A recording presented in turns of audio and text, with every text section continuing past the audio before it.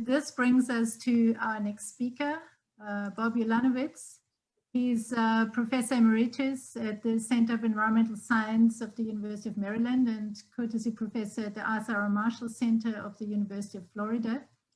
He's an expert in networks and sustainability and has expanded the field of ecological network analysis from ecosystems towards the economics, something we repeatedly hear about today. And in his talk today, he will tell us what it takes for systems to persist. Thanks, Bob. The floor is yours. Thank you, Ursula. Es ist herrlich schön, wieder mal in Wien zu sein, obwohl nur virtuell. Anyway, the book that we're promoting is entitled A New Ecology, and is in contrast to what I would call an old ecology that was centered predominantly about the metaphor of the ecosystem as machine, driven ultimately by the laws of physics. Those laws, however, have limits that are rarely mentioned. But it's been known now for well over a century that all four force laws of physics are reversible and require dependent variables that are wholly homogeneous, so that every token is identical to all others. For example, all electrons are interchangeable. All mass is indistinguishable. If the types of a system, however, are few, this obstacle can be overcome by applying the laws separately to each type and then tying them together by weaving their boundary conditions together. But real ecosystems are rarely ever so simple. And the boundary value problem is soon overwhelmed by the combinatorics that characterize even systems of moderate dimensionality. You've seen an example of that with what Brian showed you.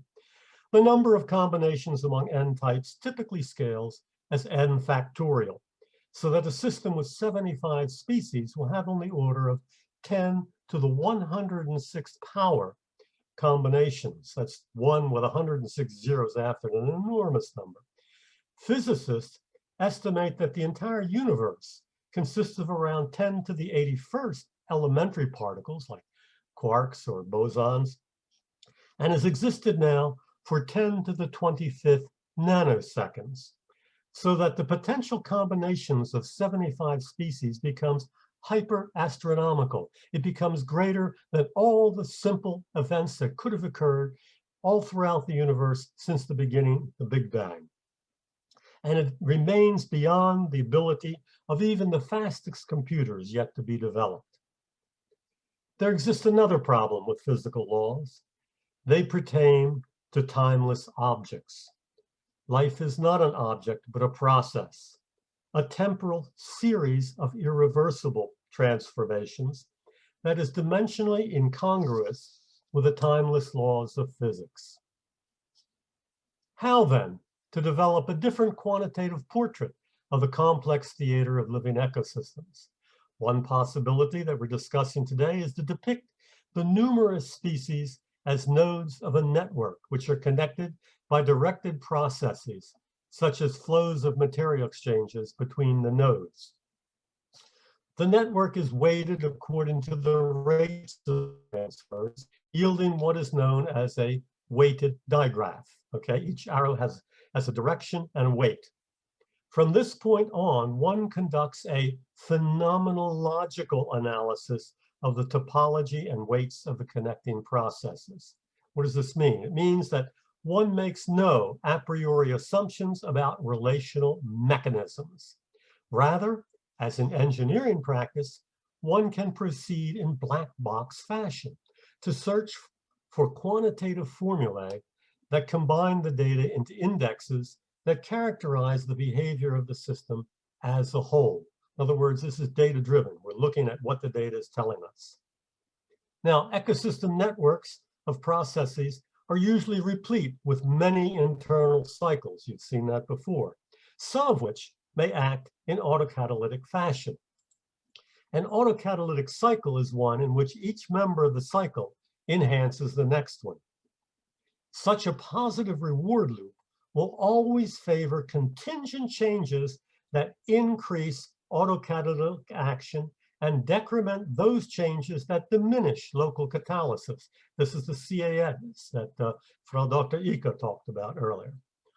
Autocatalysis thereby exerts selection pressure on all of its components.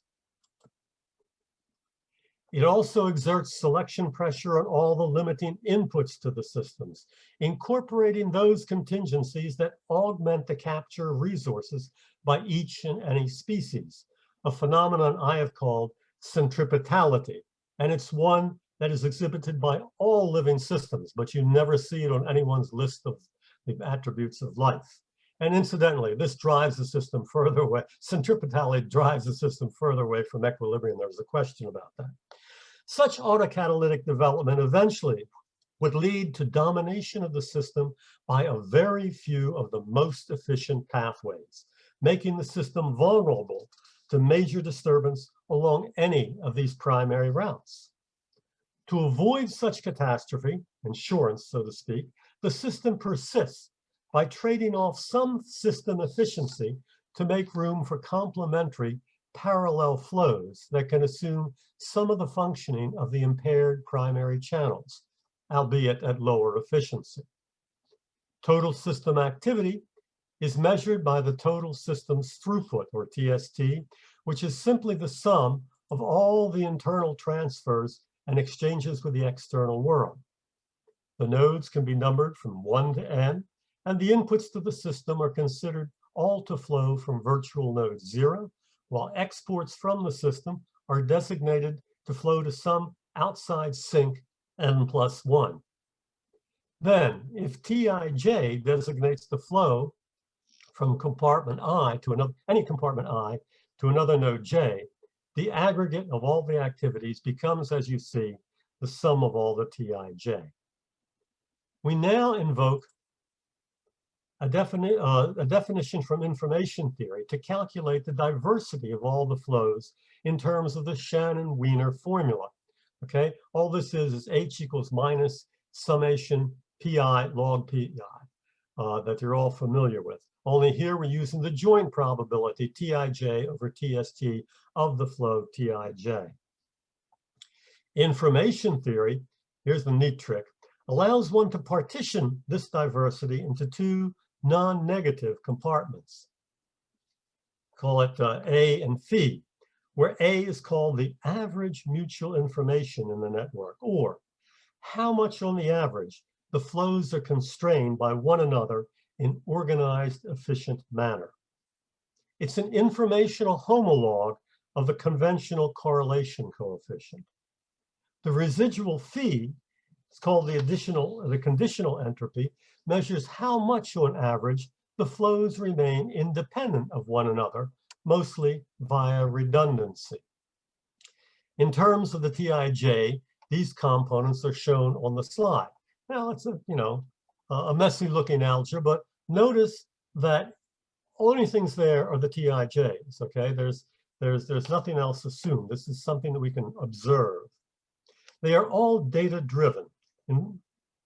The components can be normalized by H to yield the fractions of activity that are involved in organized, efficient transfers versus independent, redundant pathways. And in particular, we're going to call little a, or equal A over H, the coefficient of order. Now, this exercise can be expressed as follows. You give me the topology and strengths of any weighted digraph of an ecosystem or a social system, and I will return to you two positive numbers, two positive fractions that add up to 1. The first component quantifies the fraction of system activity that is constrained by the interrelation among the elements. The remaining fraction measures the activity that is uncorrelated, free of constraints by any other relationship. When the values of little a were calculated for a number of arbitrary and diverse types of ecosystems, a surprising pattern emerged. They all tended to cluster around a value of about 40% organization or efficiency. In this graph, the ordinate is sustainability. It's equal to S sustainability is equal to minus A the order times log A, which is the product of organization A and a Boltzmann-like factor minus log A, which maps uniformly into phi over h. In other words, it's how much slop you have in the system to be code about. Hence, the cluster groups near the maximum of the product of adaptation and adaptability, i.e., the potential to evolve. In order to evolve, you have to have order, but you also have to have flexibility. A common mantra of optimization is that processes evolve to maximize efficiency. We see with ecosystems that too much efficiency can be counterproductive. Sustainability in complex systems can instead become a trade-off between efficiency and reliability. Now, in a sense, this has been known for a long while. For example, don't put all your eggs into one basket. But what this exercise has shown is that the dialectic between efficiency and reliability, Bernie's Janus effect, can be quantified, and such quantification yields useful possibilities, namely formulae that provide a way to manage an arbitrary flow network so as to draw it closer to the most sustainable balance between order and reliability, what I have called the window of vitality. To accomplish this, one can invoke simple calculus by taking the partial derivatives of the sustainability S with respect to each Tij and setting them all equal to 0. Okay, that would be the maximum. The exercise reveals how much each Tij needs to be changed in order to bring the system closer to balance. If you do this, if you take the partial derivatives, you get, these complicated algebraic expressions, all of which involve only the Tij. But it can be accomplished in very primitive fashion.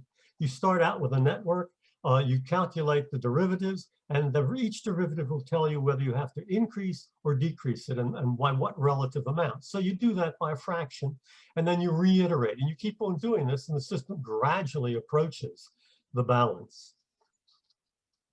And if this phenomenology can be pursued entirely without assumptions on mechanisms or laws, except for the conservation of matter, I guess.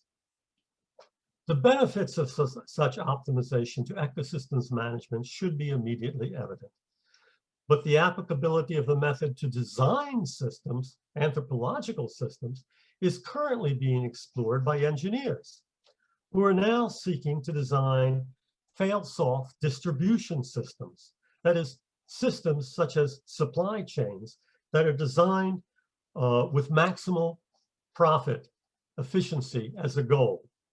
So finely tuned and efficiency have these chains become that many failed badly at the beginning of the ongoing virus epidemic.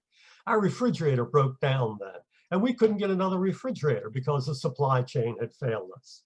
Now, engineers are adapting the mathematics shown here to effect a biomimicry of ecosystems that will mitigate systems failures. Papers have recently appeared that apply such biomimicry to design more sustainable power grids, water distribution systems, and traffic patterns. Now, I'll end on a note that perhaps the most important application of ecosystem sustainability pertains to economic theory, where efficiency of the marketplace is a sanctified goal, not to be touched, not to be impaired by conventional economics. Renegade economists such as Bernard Lettier, however, have pointed to economists' preoccupation with efficient markets as the cause behind enormous asymmetry in the distribution of wealth, as well as the frequent boom-bust cycles in the global economy. About 20 years ago, he recommended the creation of alternative or redundant currencies to mitigate such undesirable outcomes. Of course, ecologists have long recognized the unsustainability of laissez-faire economics and its deleterious impacts on the natural world. Now, we at least have begun to formulate trade-offs that mimic natural systems and can point us in a direction towards a sustainable, vital future for humanity. I thank you all very kindly.